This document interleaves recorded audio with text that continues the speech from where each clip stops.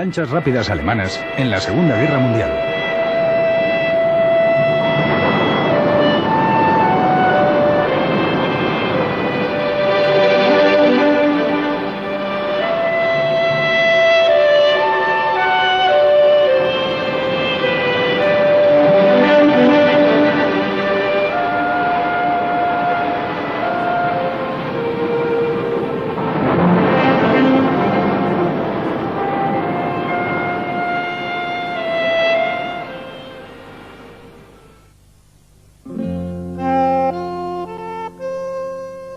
Cuatro años después de la proclamación del Segundo Reich alemán, concretamente el 23 de julio de 1875, Friedrich Lürsen fundó en Bremen-Belgesack los astilleros Lürsen.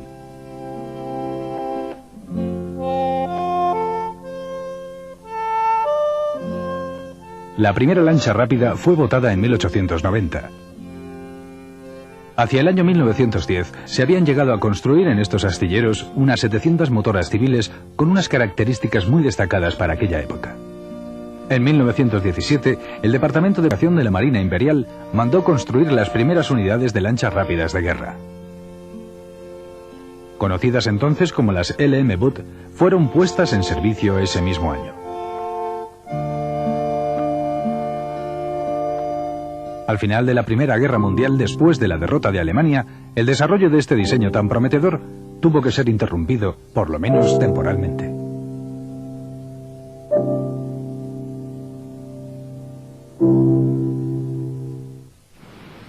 El resto de las grandes potencias comenzaron en aquel momento una carrera armamentística de proporciones colosales. Muchos programas navales de dimensiones gigantescas que habían permanecido sobre el papel sin poder ser desarrollados empezaron entonces a tomar cuerpo. Con el Tratado de Limitación de Armamentos de Washington del año 1922, el desarrollo a ultranza de las flotas debió ser interrumpido. Después de muchas y muy duras negociaciones, se decidió finalmente establecer una limitación de armamento para todas las naciones firmantes del tratado. Sin embargo, las limitaciones para barcos de superficie solamente se referían a barcos de más de 600 toneladas de registro bruto. Para los buques de inferior tonelaje no existían barreras de ninguna clase.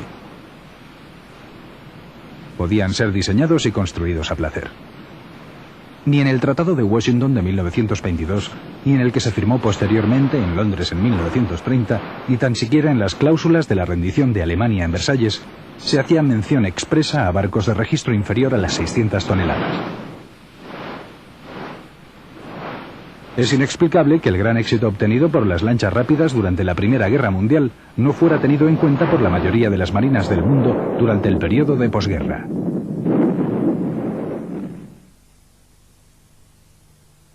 La lancha torpedera, como buque de guerra de utilización próxima a la costa, pasó a ser olvidada poco a poco.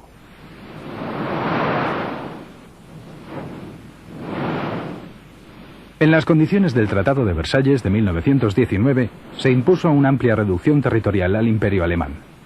Después de la derrota, solamente se le permitiría a Alemania contar con unos pocos acorazados y cruceros que databan del principio de siglo. Ninguno de ellos estaba en condiciones operacionales ni servía para el combate. No eran más que barcos anticuados, pero con ellos los vencedores permitieron que se formara el núcleo sobre el que reconstruir la Kriegsmarine. Los arrogantes vencedores no tenían por qué hacer más concesiones. Por esta razón, es sorprendente que la marina alemana tuviera éxito cuando, años más tarde, construyó barcos que resultaron de superior calidad a los de las potencias vencedoras, que pudieron experimentar sin restricciones. Bajo la dirección del vicealmirante retirado von Trotha, se comenzó en 1925 la reconstrucción de las flotillas de lanchas rápidas, aunque por razones obvias, al principio estuvieron camufladas como embarcaciones civiles. Las primeras pruebas se llevaron a cabo con 6 antiguas LM Kriegsbooten, además de otra unidad botada poco antes del final de la guerra. Las pruebas comenzaron después de revisar adecuadamente los motores. Se reunió una flotilla al mando del capitán de la marina Lohmann.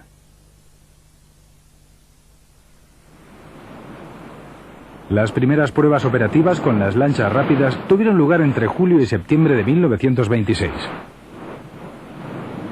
En el año 1928, el Departamento de Construcción de la Kriegsmarine comenzó a interesarse en el diseño de una nueva lancha rápida. La fabricación estuvo supervisada por el jefe del almirantazgo, el almirante Raeder. La primera unidad empezó a ser fabricada en 1929 en los astilleros Lützen de Bremen-Wegesack. Entró en servicio con la Kriegsmarine el 7 de julio de 1930. Fue denominada UZS-16. Desplazaba cerca de 40 toneladas y llevaba instalados 2 tubos lanzatorpedos de 530 milímetros. Alcanzaba una velocidad máxima de 32 nudos.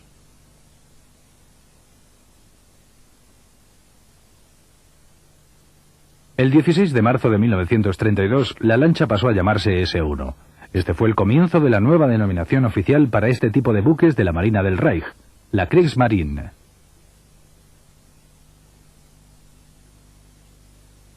Debido a las fuertes restricciones impuestas por el Tratado de Versalles para la reconstrucción de la flota, era lógico que la Marina alemana deseara aprovechar al máximo las posibilidades que dicho tratado le permitía.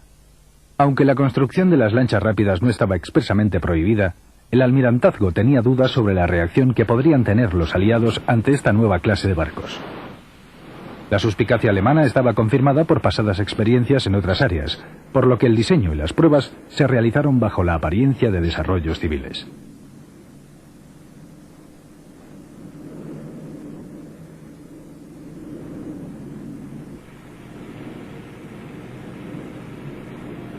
Con la idea en mente de sustituir a los torpederos clásicos, se dio paso al diseño de una nueva arma, las lanchas torpederas.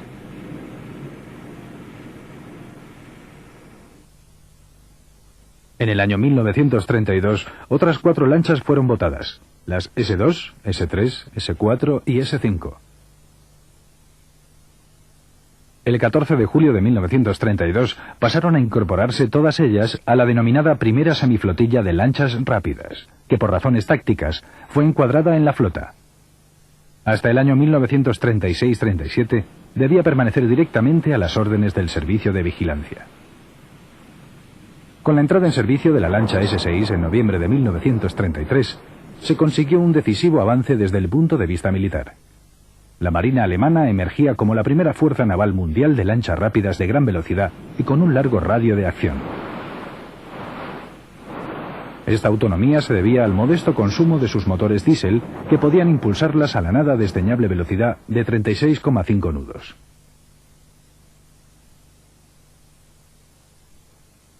Fueron seguidas por otras unidades numeradas consecutivamente S7 a S13. Entraron en servicio entre septiembre de 1934 y diciembre de 1935. El 12 de julio de 1935, la primera semiflotilla de lanchas rápidas pasó a denominarse Primera Flotilla de Lanchas Rápidas. En la primavera de 1934 se entregaron las unidades S14 a S17. Estaban dotadas de motores diésel de una potencia de 2050 caballos y tenían un desplazamiento de 92 toneladas. Además, llegaban a alcanzar por primera vez la increíble velocidad de 39,8 nudos. En el periodo 1936-37 existían ya en servicio 12 lanchas torpederas totalmente operativas, encuadradas en la primera flotilla de lanchas rápidas.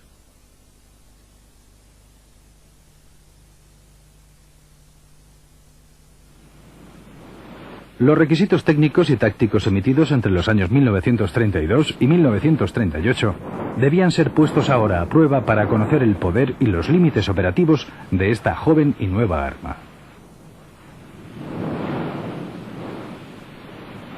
Tenía que establecerse el radio de acción, capacidad ofensiva y maniobrabilidad a lo largo de toda la gama de potencias y de pesos, así como bajo todas las combinaciones posibles de viento y estado de la mar.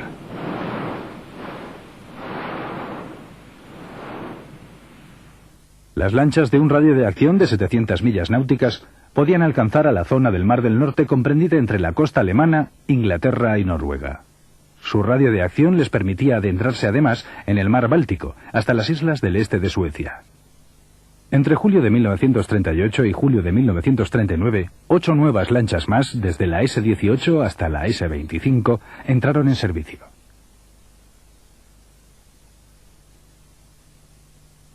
Con nuevos motores de más de 2000 caballos, llegaban a desarrollar la fantástica velocidad de 45 nudos. Se había encontrado por fin el motor ideal para las lanchas rápidas alemanas.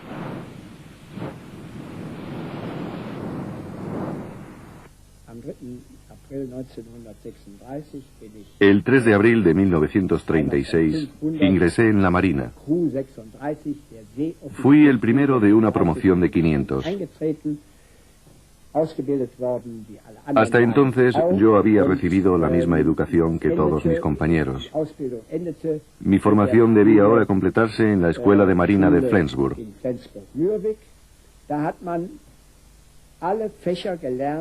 Allí se estudiaban todas las disciplinas que un oficial debe conocer. Navegación, matemáticas, idiomas, oratoria, historia bélica naval, hasta dotes de mando. Algo que revestía la misma importancia que el resto de las asignaturas. Todo aquello tenía que ser aprendido. Nos examinábamos de todas estas materias y se archivaban las notas que habíamos obtenido.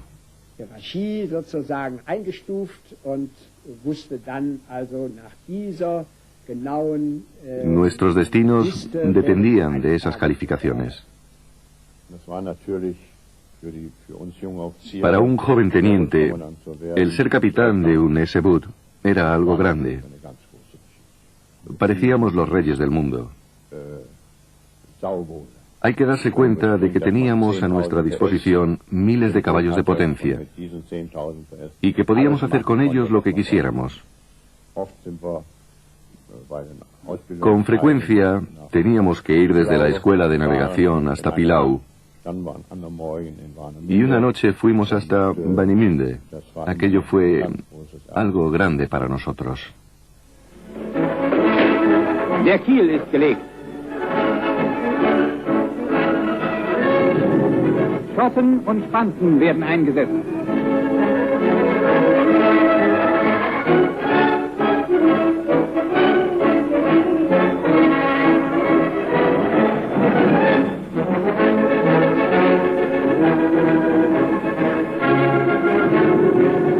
Die Außenhaut wird verarbeitet.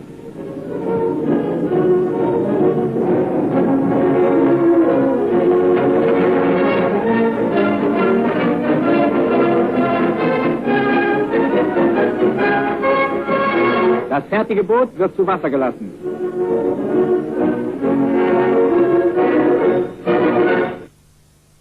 Jeder musste seine Position beherrschen. Cada cual debía conocer bien las peculiaridades de su puesto. Cualquier marino lo sabe. Cada uno debe ocupar su puesto en el puente. El navegante tenía un entrenamiento muy preciso, al igual que los radios, el encargado de las señales y el timonel. Lo mismo pasaba con nosotros. En la escuela de maquinistas nos graduábamos después de estudiar varios cursos. Antes de ser destinados a una lancha rápida, seguíamos cursos de prácticas en lanchas de escuela. Teníamos que aprender la teoría que después llevaríamos a la práctica en la escuela de lanchas. Übernahme von Torpedos für die erste Probefahrt.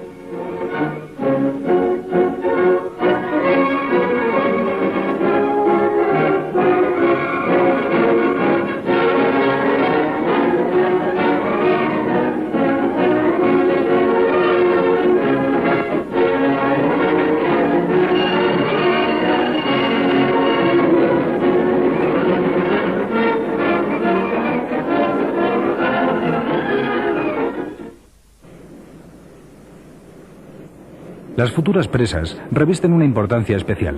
El cometido principal de las lanchas rápidas es atacar a navíos con capacidad defensiva y ofensiva. ¿Qué es entonces lo que se le debe exigir a una lancha rápida? Atacar con torpedos a los grandes barcos de guerra. Penetrar en las bases y puertos del adversario para asaltar a las unidades que se encuentren allí fondeadas.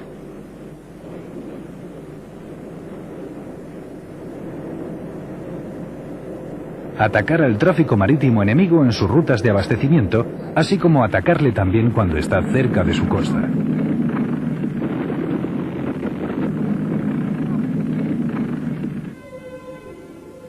Además de estas misiones ofensivas, también existen otras tareas de gran importancia defensiva, como por ejemplo, cazar submarinos,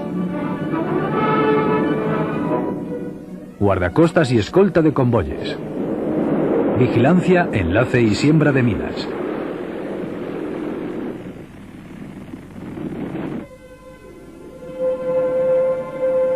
Debido tanto al pequeño tamaño de las lanchas rápidas, así como a su maniobrabilidad, poseían grandes ventajas frente a otras embarcaciones. Por ejemplo, podían aproximarse con mucha facilidad y rapidez a un gran torpedero, atacarle y escapar rápidamente después. Además, podían maniobrar sin problemas en aguas poco profundas.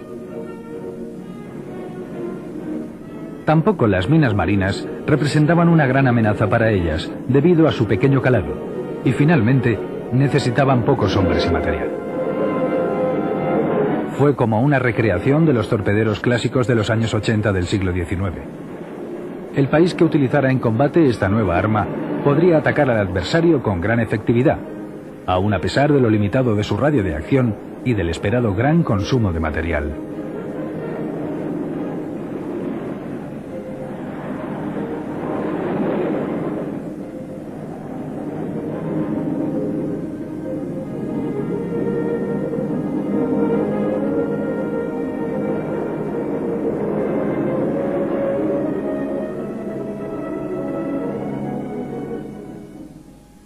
Poco antes del comienzo de la Segunda Guerra Mundial, la Marina alemana había conseguido en un tiempo muy corto tener preparadas sus lanchas rápidas para el futuro conflicto.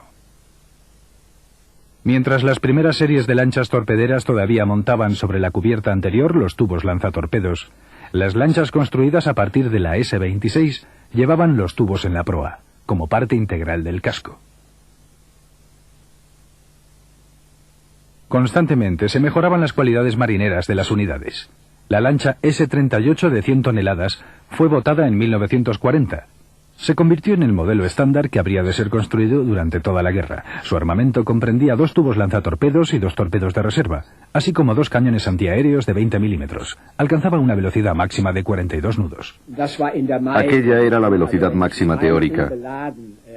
Yo he llegado a navegar a 40 nudos con una lancha vacía, sin carga.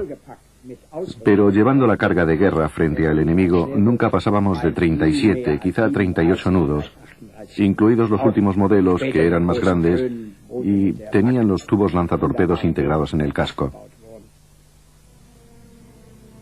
Los aliados más importantes de las lanchas rápidas eran los buques nodriza.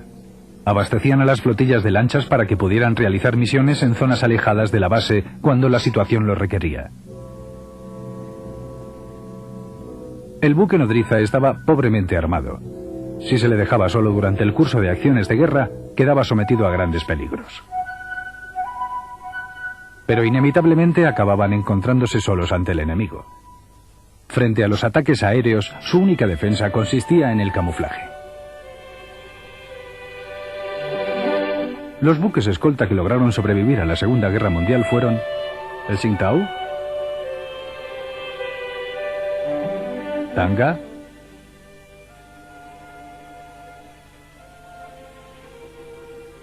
Karl Peters,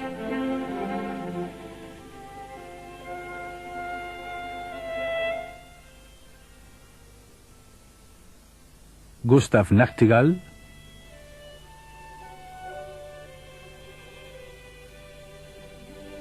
y el Adolf Luderich. El Karl Peters resistió toda la contienda para ser hundido justo en los últimos días después de la rendición de Alemania. El buque nodriza Hermann von Bismarck fue hundido el 14 de junio de 1944 al oeste de Borkum, víctima del ataque de aviones torpederos enemigos. La misión de los buques nodriza era aprovisionar a las lanchas torpederas que estaban de operaciones fuera de sus bases, como Kiel, Wilhelmshaven o Flensburg. Debían transportar todo lo que fuera necesario. tal como municiones o alimentos para mantenerlas operativas. El camuflaje era excelente, aunque los barcos procuraban estar fuera del alcance de la aviación enemiga. Lo más cerca que estuvimos del enemigo fue durante la campaña de Finlandia. El Karl Peter estaba tan bien camuflado que incluso algunas veces los barcos de aprovisionamiento pasaban cerca de él sin darse cuenta.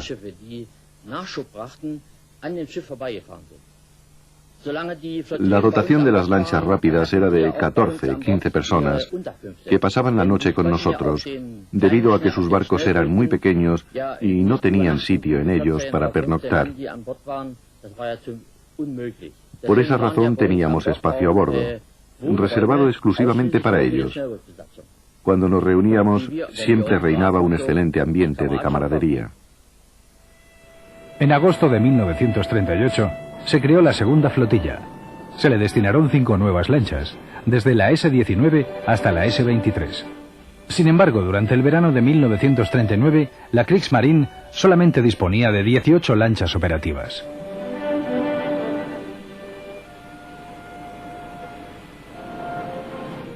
Cuando la situación política europea empeoró en agosto de 1939, se le encomendó a la dirección de la Marina de Guerra la misión de proteger las rutas marítimas entre la Alemania Central y la Prusia Oriental.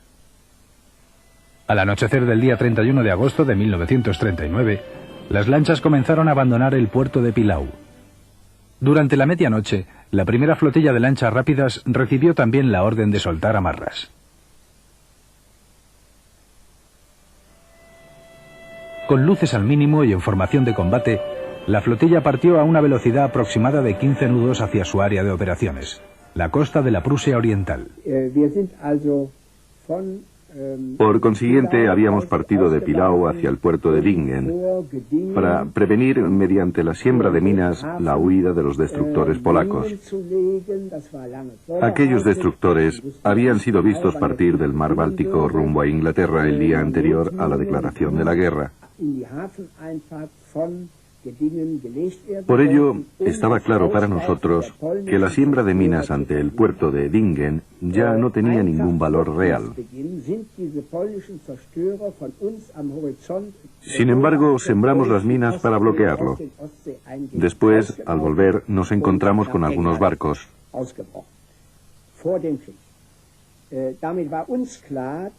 Uno de ellos era un carguero al que disparamos con nuestra artillería.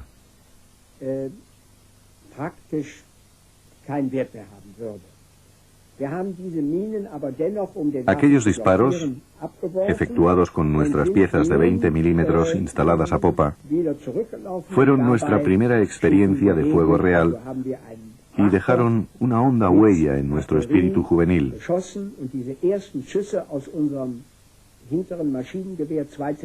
Era una sensación profunda saber que, aunque nadie resultó herido, estábamos combatiendo de verdad contra alguien.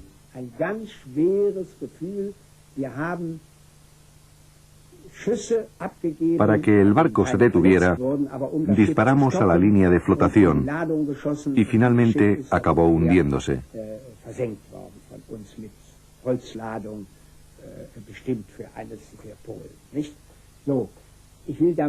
Para nosotros fue una gran experiencia el oír el sonido de nuestros propios cañones. Al principio de la ruptura de las hostilidades, la primera flotilla de lanchas rápidas ya no mantuvo más contactos con el enemigo. La segunda flotilla estaba anclada en el puerto de Helgoland el 1 de septiembre de 1939, junto al buque nodriza Tanga. En el futuro, pasaría a ocuparse de la vigilancia de la bahía alemana. Después de semanas de operaciones, volvió a Kiel junto con el buque nodriza Tsingtau, que mientras tanto fue reemplazado para llevar a cabo una larga revisión en el astillero. El duro invierno de 1939-40 no permitió que las lanchas rápidas pudieran ser utilizadas operacionalmente. Hacia finales de marzo de 1940, la primera flotilla fue trasladada a Kiel. Le abrió paso un rompehielos a través del Báltico en dirección hacia el Mar del Norte hasta Wilhelmshaven, donde la esperaban los buques nodriza Karl Peters y Tsingtau, que regresaba otra vez de Helgoland. La segunda flotilla permaneció en Kiel, donde comenzó a probar las nuevas lanchas que acababan de recibir.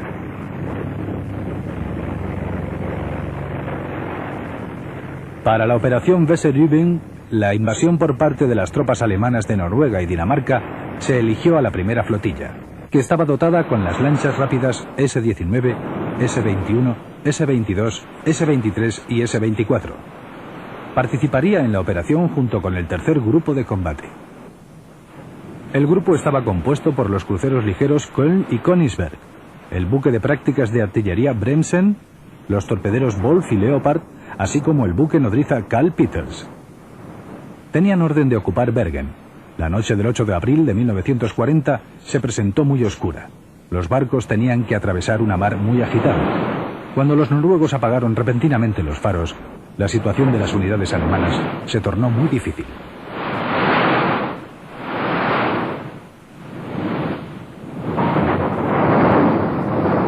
En aquellas condiciones, la velocidad tuvo que ser disminuida a 7 nudos. El grupo se deslizaba lentamente entre islas grandes y pequeñas, introduciéndose sigilosamente en el fiordo.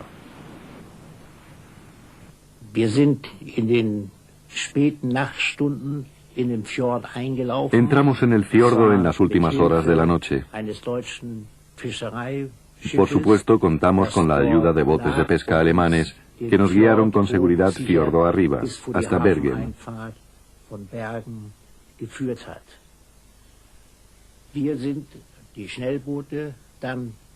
Dirigimos nuestras lanchas al costado del crucero Königsberg y recogimos a los primeros soldados que debían desembarcar en la costa.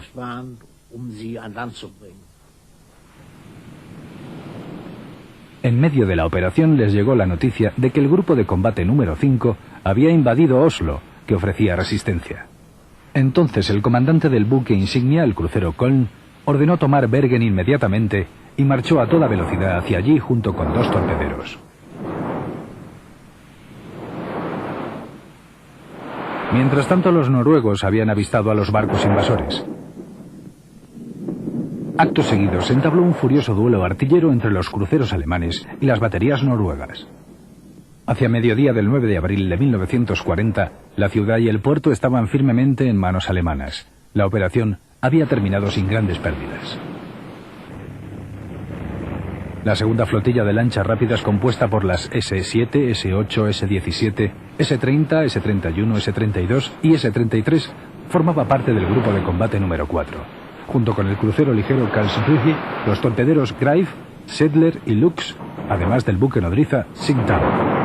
Su misión consistía en invadir Kristiansand y Arendal.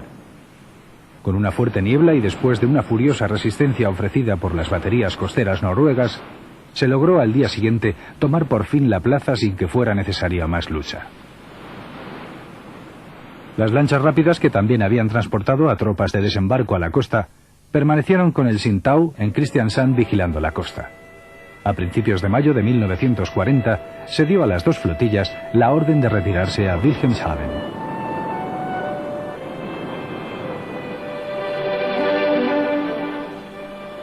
Posteriormente, las 2 flotillas de lanchas rápidas llevaron a cabo sus primeras acciones de guerra en el Canal de la Mancha. El 23 de mayo de 1940, después del mediodía, las lanchas rápidas consiguieron por primera vez un gran triunfo. La segunda flotilla fue dividida en 2 secciones rumbo a su área de operaciones, Dunkerque. Las S-21 y S-23 alcanzaron con 3 torpedos al destructor francés Howard de 2.126 toneladas. Más adelante, fueron torpedeados y hundidos 3 destructores y un vapor británico. A mediados de junio de 1940, las 2 flotillas fueron destinadas a Boulogne. Los combates de las lanchas en el canal fueron haciéndose cada día más duros.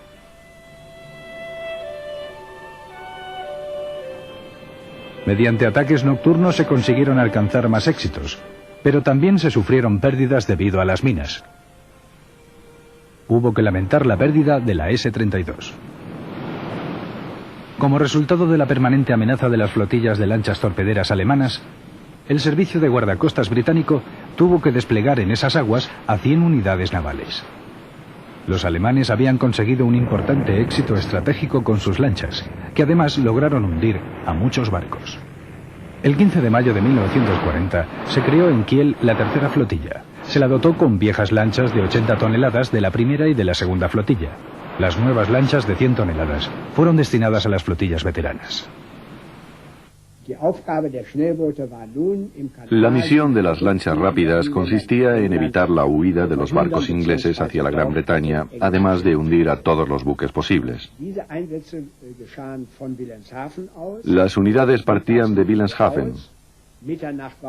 A mediodía hacíamos nuestra aparición en el Canal de la Mancha. Aquello era un largo viaje para nuestras lanchas. La primera y la segunda flotillas estábamos a las órdenes del comodoro Peters. Algunas veces salían 10 lanchas, otras 12 o así, según fuera necesario. Todos estábamos en nuestros puestos al llegar al área de operaciones. Si entonces avistábamos a un grupo enemigo, nos preparábamos para el ataque situándonos en una posición de tiro favorable.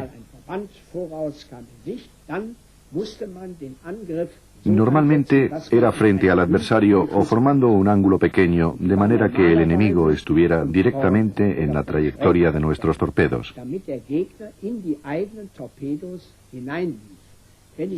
Si por el contrario nos colocábamos por detrás del enemigo, si éste iba muy deprisa, nuestros torpedos no les alcanzarían nunca. Un torpedo podía ir a 40 nudos y un destructor a unos 30 o 33 nudos. Nuestra velocidad era similar a la de los torpederos. Debíamos disparar los torpedos apuntando por medio de un visor. Calculábamos la trayectoria y la velocidad, pero solamente podían ser estimadas.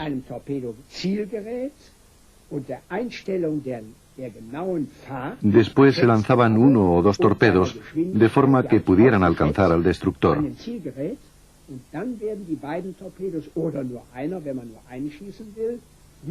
Así fue como ocurrió en la noche en que por primera vez hundí a uno. Sin embargo, debo decir que no fui el primero que había obtenido un éxito de esa clase.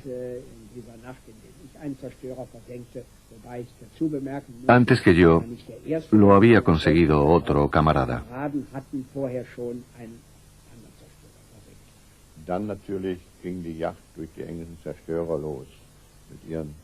Entonces comenzaba la cacería de los destructores británicos. Por la noche lanzaban bengalas que hacían que se viera como en pleno día. Y a nosotros nos disparaban con los cañones cuádruples de 20 milímetros, un arma terrible. Los cañones de mayor calibre no tenían ninguna efectividad contra nosotros, pues los artilleros de los destructores no podían apuntarnos a la velocidad a la que nosotros nos desplazábamos. Normalmente íbamos a 38 o 40 nudos.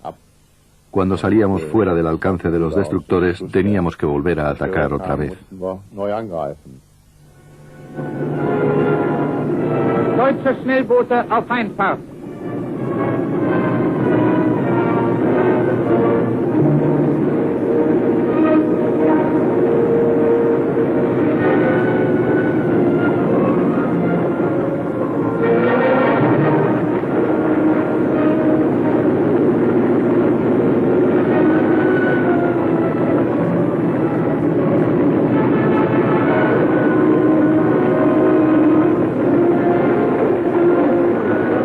Englischer Geleitzug ist festgestellt. Mit äußerster Kraft stoßen die Boote vor.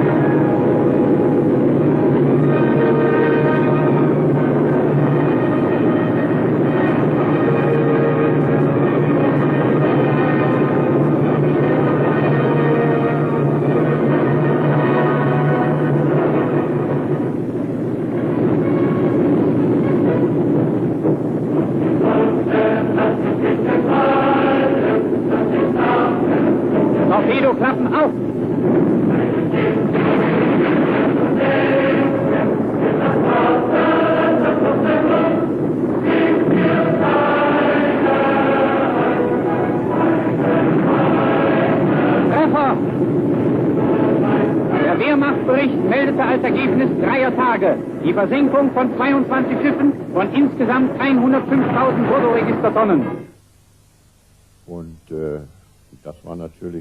Aquello fue muy duro.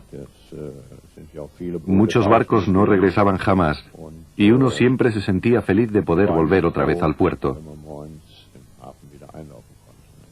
Pero era curioso que el miedo no nos impedía volver a empezar otra vez al día siguiente. En aquellos días no teníamos todavía radar que pudiera ayudarnos a descubrir al enemigo. Lo único que teníamos, y el enemigo también, eran los ojos y los gemelos. El que avistara antes y mejor al adversario tenía mayores probabilidades de salir victorioso del encuentro. Nosotros presentábamos una silueta muy pequeña que era muy difícil de descubrir. Además, dependía de la luz en ese momento, de si estábamos en la penumbra o a plena luz. Naturalmente podíamos ser descubiertos si teníamos la luna a nuestras espaldas o bien un horizonte luminoso. Entonces podíamos ser hundidos por un destructor, lo cual naturalmente ocurría de vez en cuando. Si por el contrario nos acercábamos al enemigo a una distancia de 1000 metros con un horizonte oscuro a nuestras espaldas, entonces podíamos tener éxito. Se podían lanzar en ese momento los torpedos con probabilidades de hundir al destructor. En agosto de 1940, las lanchas permanecían todavía en el Canal de la Mancha. Además de sus duros cometidos, tenían la misión de rescatar a los aviadores alemanes derribados en el mar. No tenían más remedio que hacerlo durante el día y a la vista del enemigo. Todas las lanchas acometieron esta tarea con el mayor entusiasmo. Tal como se demostró, estaban dispuestos a rescatar a sus camaradas, los aviadores, aunque tuvieran que apretarse en la lancha. El segundo año de guerra transcurrió principalmente bajo la influencia de la operación Sea Lover, León Marino, la invasión de Inglaterra por parte de las tropas alemanas.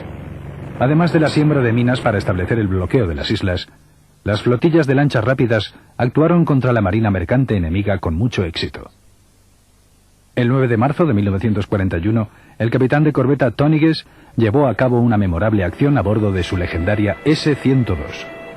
Perseguido por un obstinado destructor británico, se introdujo por 2 veces dentro del convoy enemigo con la esperanza de que el destructor no hiciera fuego contra él por miedo de alcanzar a los buques propios. Las 2 intrusiones rindieron su fruto, pues la S-102 pudo escapar en la oscuridad. Esta acción no solamente fue un ejemplo de destreza, sino un testimonio del coraje de la tripulación de la lancha torpedera.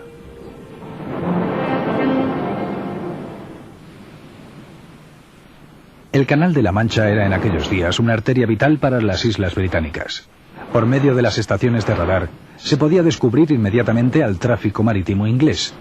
De esta manera, la Luftwaffe y las lanchas rápidas podían actuar coordinadamente en cuanto eran avistadas las unidades enemigas.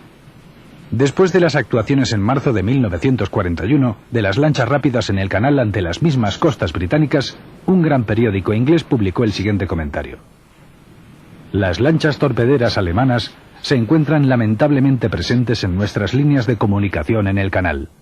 Se puede predecir el momento en que, de continuar en el futuro con este mortífero juego, acabarán con todos nuestros barcos. Hacia finales de abril de 1941, cesaron las operaciones de las lanchas rápidas en el canal. Durante los primeros días de junio, la primera, segunda y tercera flotillas, así como la recién formada quinta flotilla, fueron trasladadas al mar Báltico como preparación para la invasión de Rusia. También la nueva cuarta flotilla abandonó las bases del canal, dando al adversario británico un necesitado respiro.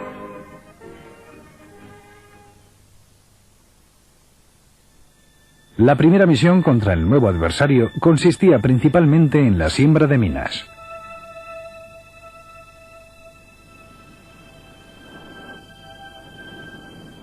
En la tarde del día 23 de junio de 1941, las S-35 y S-56 avistaron y hundieron a un submarino enemigo que huía a toda máquina. Desde octubre a noviembre de 1941, las 3 flotillas recibieron la orden de retirarse a sus bases en Alemania. En cerca de 5 meses, habían conseguido hundir alrededor de 100 barcos enemigos durante su actuación en el mar Báltico. En noviembre de 1941, la tercera flotilla fue transferida al Mediterráneo vía el Rin, después a través del canal Rin-Ron, hasta su destino final. El 14 de febrero de 1942, las primeras lanchas salieron para atacar a un convoy que había partido de Alejandría hacia Tobruk. Durante la noche del 15 al 16 de junio de 1942, la tercera flotilla alcanzó su mayor triunfo durante la campaña del Mediterráneo. Salimos de Derna, la perla de la Surenaica, por la tarde. Nuestros aviones de reconocimiento nos habían avisado de la presencia de un convoy que había partido de Alejandría para aprovisionar Malta. Era un convoy de 80 buques. En mi vida había visto uno tan grande. Se presentaba una situación difícil para mi comandante y también para mí. Me introduje dentro del convoy por detrás. Hacia el oeste el horizonte se presentaba oscuro y por lo tanto ningún buque se dio cuenta de mi presencia. Pasé muchos mercantes sin ser visto y alcancé finalmente mi meta, el crucero que navegaba en cabeza.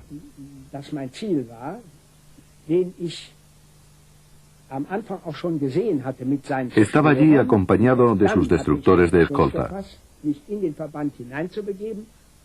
Yo estaba decidido a atacar y hundir al crucero junto con mi grupo. Ese era mi objetivo. Para mí estaba claro que debía de actuar de acuerdo con el entrenamiento recibido en tiempos de paz. Si tienes que atacar a un adversario, entonces debes vencerle o vender tu vida al mayor precio posible. Cuando sobrepasé a la escolta de los destructores del crucero, recibí unas señales luminosas. Eso significaba que debía identificarme. Así que ordené a mi gente que devolvieran las señales.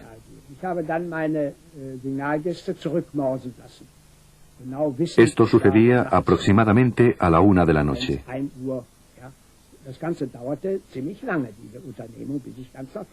Mi viaje hasta la zona de operaciones había sido más bien largo.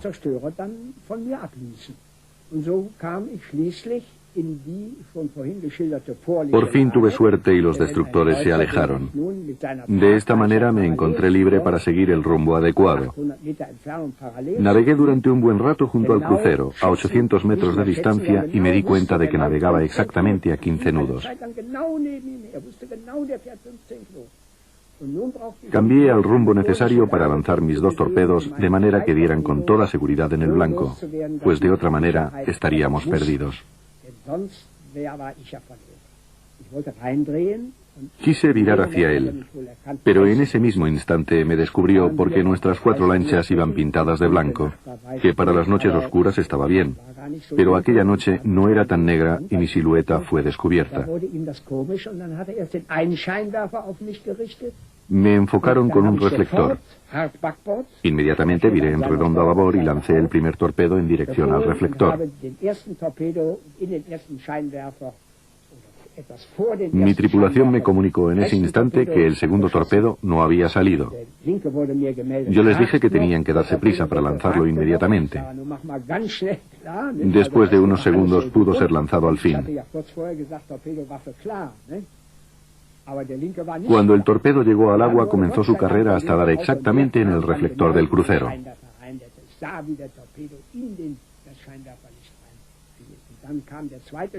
Entonces, un segundo reflector nos enfocó. Tuvimos que virar inmediatamente escapando a máxima potencia. Naturalmente comenzaron a perseguirnos, pero los destructores empezaron a disparar unos contra otros y no contra nosotros.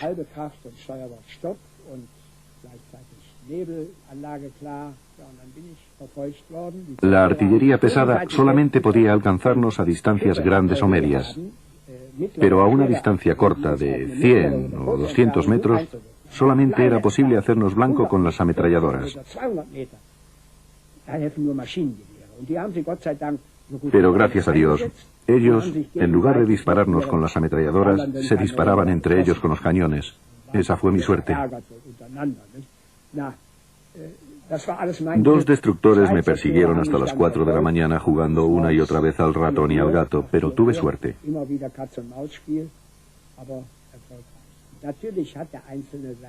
Por supuesto, todos los hombres a bordo se comportaron con arrojo. El maquinista jefe subió al puente en aquellos momentos para comunicarme que el barco aguantaba bien. Así que fue maravilloso. Reinaba un silencio absoluto a bordo y toda la tripulación estaba conmigo. El viejo maquinista lo había conseguido. Íbamos a toda potencia. En noviembre de 1942, la 7ª flotilla de reciente creación fue destinada también al Mediterráneo. Con ella y con las otras se formó la primera división de lanchas rápidas. Debido a la retirada hacia finales del año 1942 de la división acorazada África, la 3ª flotilla fue desplazándose constantemente hacia el oeste, hasta los puertos de Túnez, donde la 3ª flotilla había llegado un poco antes.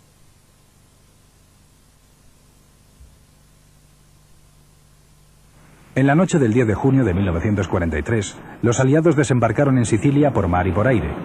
Por esta razón, las flotillas 3ª y 7ª tuvieron que enfrentarse con un número creciente de transportes y buques de guerra enemigos. La 7ª flotilla se especializó en llevar a cabo ataques por sorpresa a los convoyes enemigos justo frente a la costa. Las lanchas lanzaban sus torpedos y disparaban sus cañones una y otra vez, intentando conseguir victorias contra el enemigo. En la tarde del 16 de junio de 1943, varios torpederos y destructores ingleses aparecieron hacia el sur del estrecho de Messina. 2 torpederos fueron hundidos y se alcanzaron varios destructores.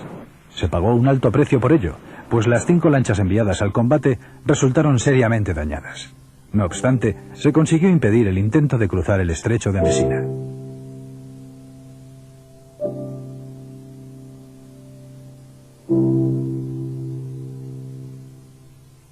El 18 de agosto, las lanchas rápidas situadas en el Mediterráneo occidental se dirigieron hacia Sicilia, en el Adriático.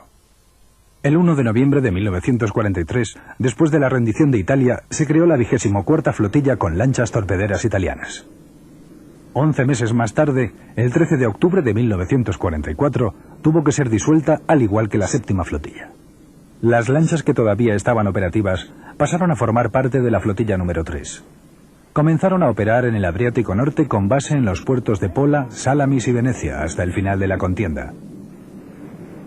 Durante todo el año 1944 fueron empleadas en una lucha sin esperanza en numerosas misiones contra el enemigo. A pesar de todo, frecuentemente alcanzaban la victoria. Su táctica consistía en salir rápidamente de los puertos y atacar al enemigo, un gran éxito dadas las circunstancias.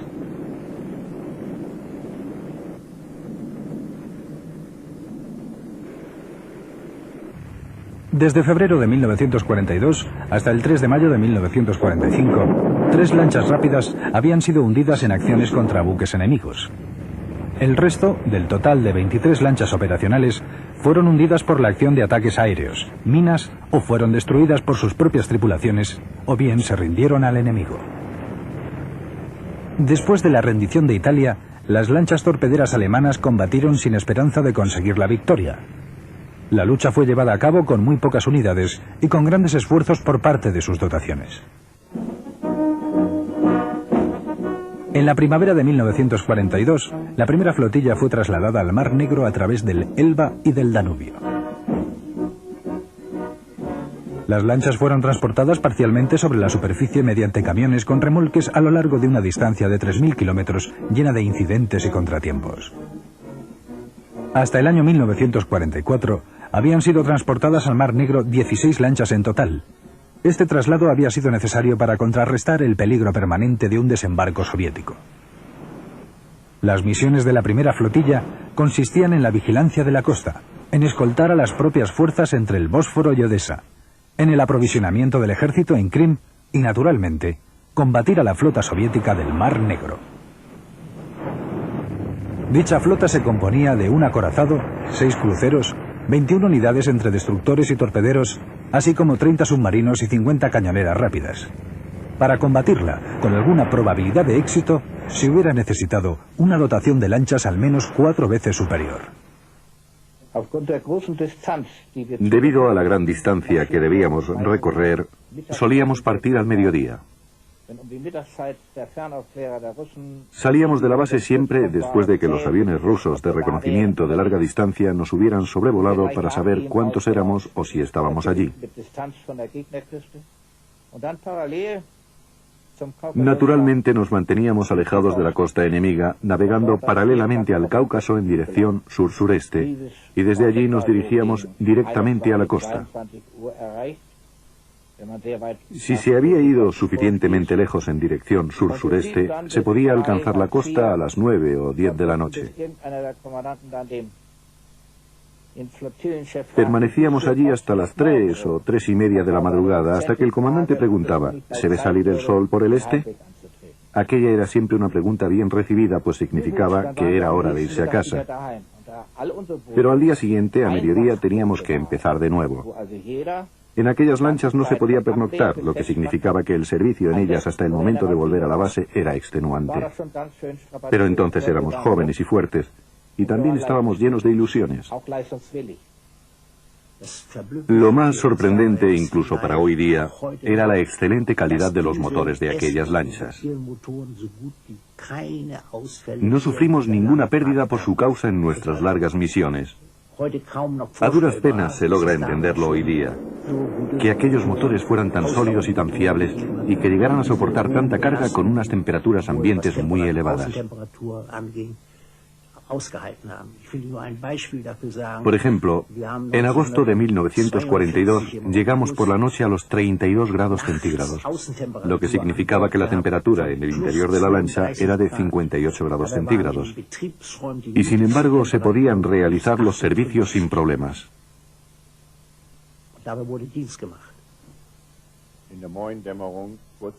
Hacia el alba, poco antes de la toma de Sebastopol, avistamos a una cañonera rusa cerca de la costa. Me aproximé a ella e intercambiamos disparos. Una de nuestras ráfagas de 20 milímetros alcanzó su sala de máquinas. Comenzó a arder y se detuvo.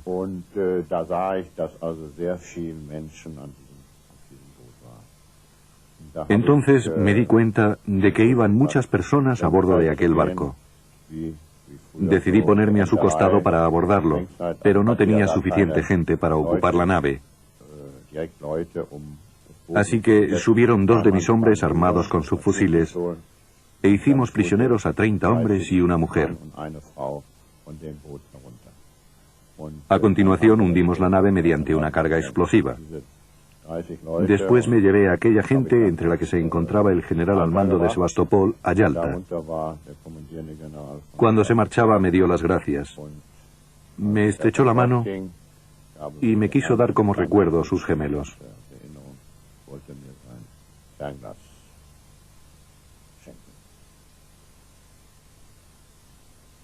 A pesar de la inferioridad numérica, la primera flotilla continuó asestando golpes al enemigo. La constante amenaza a las rutas soviéticas en el Mar Negro, en el sector sur de aquel interminable teatro de operaciones, evitó durante mucho tiempo un desembarco soviético. En 1944 llegó el momento final de la lucha en el Mar Negro. Hasta agosto, todas las lanchas que se perdieron fueron a causa de incursiones aéreas soviéticas o fueron hundidas por la propia tripulación. Es un hecho remarcable que la primera flotilla perdió una lancha en 1942, 2 en 1943 y el resto de las 13 unidades fueron autodestruidas o hundidas mediante incursiones aéreas. Los rusos no habían tenido mucho éxito durante 2 años y medio, a pesar de su abrumadora superioridad numérica naval, hundiendo en combate a las lanchas alemanas.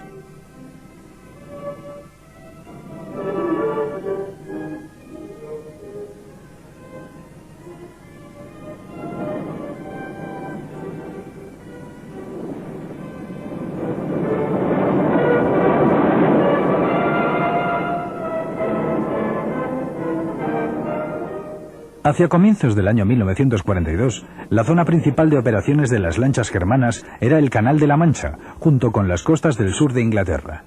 Allí operaban las flotillas segunda, cuarta, quinta y sexta.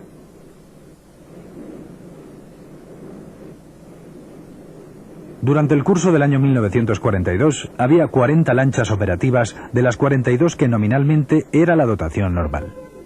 Sin embargo, hacia el otoño de ese mismo año, el número se había reducido a 24 unidades debido a las pérdidas en combate. Simultáneamente, los británicos reforzaron considerablemente sus efectivos. Además, los convoyes aliados estaban mejor protegidos.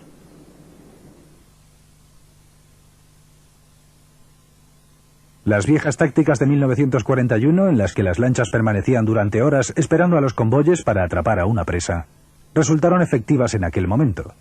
Pero desde el instante en que los británicos comenzaron a escoltar con buques de guerra a sus mercantes, los ataques se tornaron peligrosos e infructuosos. Una nueva táctica tuvo que ser desarrollada.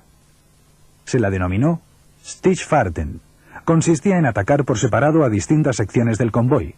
De esta manera, parte de las lanchas atacantes atraían la atención de los barcos escolta, mientras el resto se hacía cargo de los mercantes.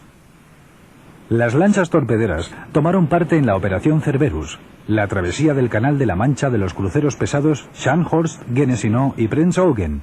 Esta misión fue coronada por el éxito. Por otra parte, llevaban a cabo misiones de vigilancia, frecuentemente sin resultados visibles. No obstante, su presencia representó un éxito estratégico al obligar a permanecer en sus bases a un grupo numeroso de unidades navales enemigas. Pero no dejaba de ser un retroceso, pues de haber llevado las riendas de la ofensiva durante el primer año de la guerra, pasaron a desempeñar una labor de diversión de las fuerzas enemigas.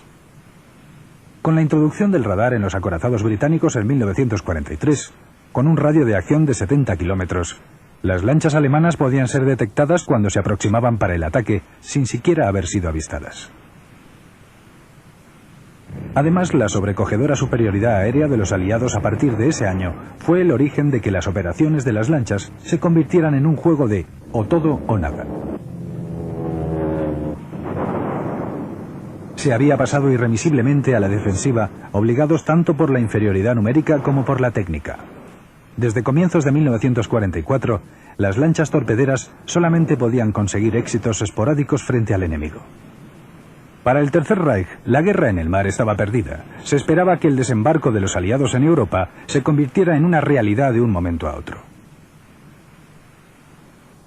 Las lanchas de la Quinta Flotilla, que habían partido de Cherburgo, atacaron a la flota invasora en la noche del 6 de junio de 1944, pero fueron rechazadas por el impresionante aparato defensivo del adversario.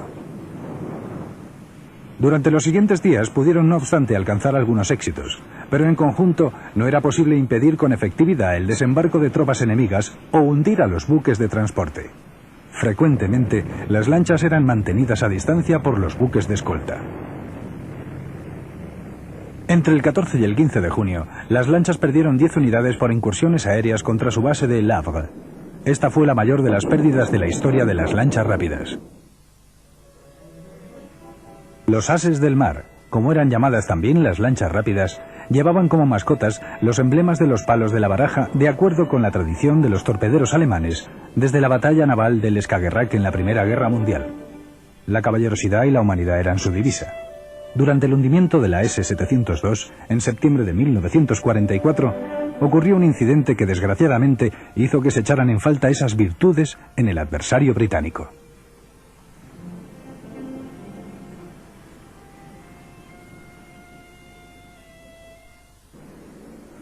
En el año 1945 todavía tuvieron lugar algunos encuentros menores con los mercantes.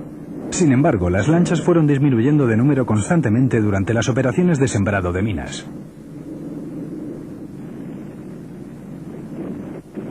Las unidades de la Quinta Flotilla y la Segunda Flotilla de Prácticas, todavía situadas en el Golfo de Finlandia, soportaron desde el 16 de enero de 1945 el comienzo de la gran ofensiva soviética en el ahora dividido Frente de Curlandia.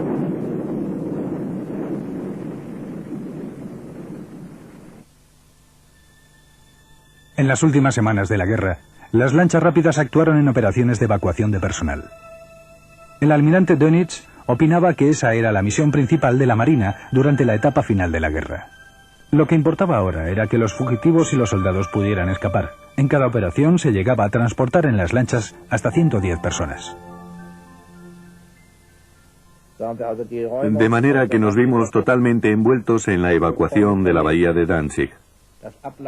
Recogíamos a la gente en el Oxkipfelkempe, en Gotthaven, y la llevábamos hasta Ela. Nuestras flotillas transportaron al menos una división durante una noche. Cada lancha hacía el recorrido constantemente, 10 o 12 veces, las que fueran necesarias, pues era fácil defender la península de Ela por el estrecho.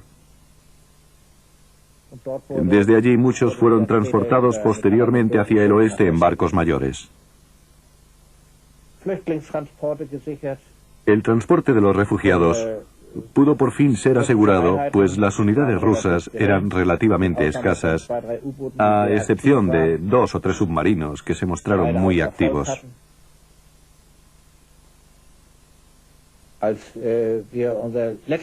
La última misión que realizamos fue la del día 8 de mayo de 1945. Fuimos desde Livo, en la bahía de Geltinga, en dirección a Flensburg. No tuvimos contratiempos. Aquella fue nuestra última acción de guerra. Naturalmente sabíamos que los que se quedaran permanecerían en Rusia en un largo cautiverio. Era una realidad muy dura. Llevaba a bordo 212 soldados de infantería, sin armas. Iban hacinados y no salieron al puente durante un largo día. Ni los que iban en el sollado de proa, ni los que iban en la popa. El resto, todos los de cubierta, iban empapados. Aquello puede parecer terrible, podría uno decir, pero no revestía mayor importancia en aquel momento. Lo importante era evacuar a todas las personas que se pudiera al oeste. Los servidores de las 2 torres de artillería antiaérea situadas a la salida del puerto permanecían todavía en sus puestos. Vieron cómo partían las lanchas repletas de gente y nos saludaron. Nosotros les devolvimos el saludo. Sabíamos a dónde serían obligados a ir en los próximos días. Les dijimos adiós con lágrimas en los ojos. Aquello fue muy doloroso. El 14 de mayo de 1945, 5 días después del fin de la guerra, el buque nodriza Karl Peters chocó contra una mina prisionera cuando levaba anclas. El Karl Peters había acompañado a las lanchas torpederas durante toda la guerra. Dio cobijo a sus tripulantes después de la dura batalla. Ahora el buque nodriza se hundía delante de muchas de aquellas tripulaciones. No era necesaria ninguna orden. Estaba claro que las lanchas más cercanas, aunque a merced de los vencedores, debían ponerse al costado del Karl Peters una vez más para rescatar hasta el último hombre de la tripulación. Las lanchas rápidas salvaron en el mar Báltico en los últimos meses de la guerra a más de 15.000 personas. Sus últimas órdenes no contemplaban la destrucción, sino la conservación de la vida humana.